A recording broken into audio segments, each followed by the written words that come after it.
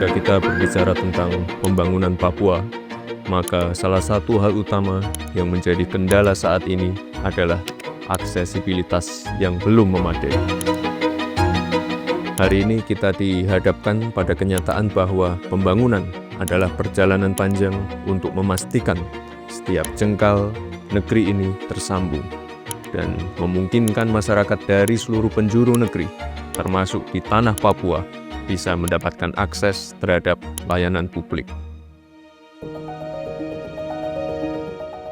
Ya, hal terkait aksesibilitas ini sangat penting, termasuk akses transportasi, akses fasilitas kesehatan, akses fasilitas pendidikan, akses pusat kegiatan ekonomi, dan layanan dasar lainnya.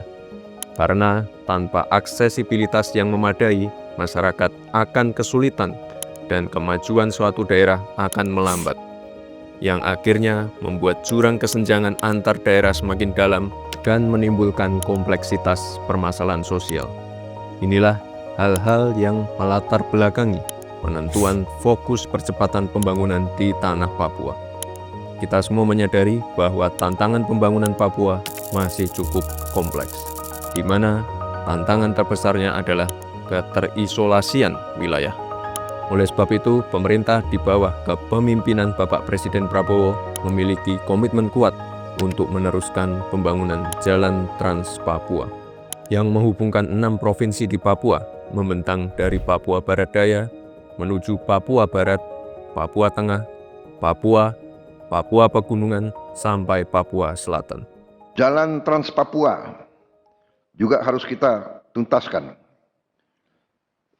supaya akses ke semua bagian dari Papua lebih baik, membuka daerah-daerah yang terisolasi.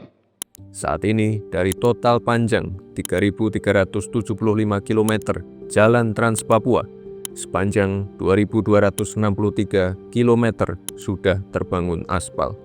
Ini yang akan kita lanjutkan pembangunannya.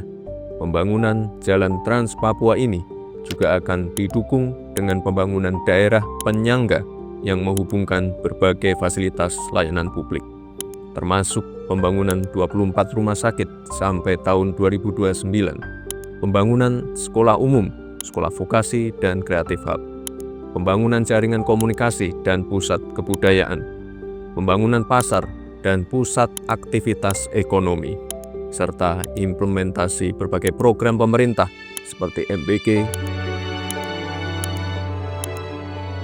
CKG, Sekolah Rakyat, Sekolah Garuda, Kopdes, Merah Putih, dan lain-lain. Harapannya, jika semua itu sudah terbangun, angka inflasi di tanah Papua bisa ditekan. Harga-harga bahan pokok lebih terkendali. Ruang bagi penempatan guru dan tenaga kesehatan menjadi lebih lebar. Masyarakat bisa menjangkau fasilitas pendidikan dan kesehatan, serta roda ekonomi daerah berputar karena akses pusat aktivitas ekonomi juga ikut terbuka, yang pada akhirnya akan meningkatkan kesejahteraan masyarakat Papua, serta menekan angka kemiskinan dan kesenjangan. Tentu dalam pelaksanaannya dibutuhkan kerjasama berbagai pihak, karena membangun Papua adalah pekerjaan besar yang membutuhkan kolaborasi.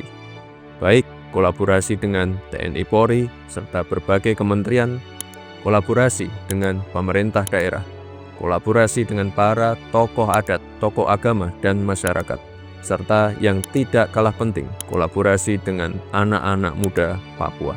Kita butuh anak muda Papua untuk ikut serta dan menjadi bagian dalam agenda pembangunan Papua.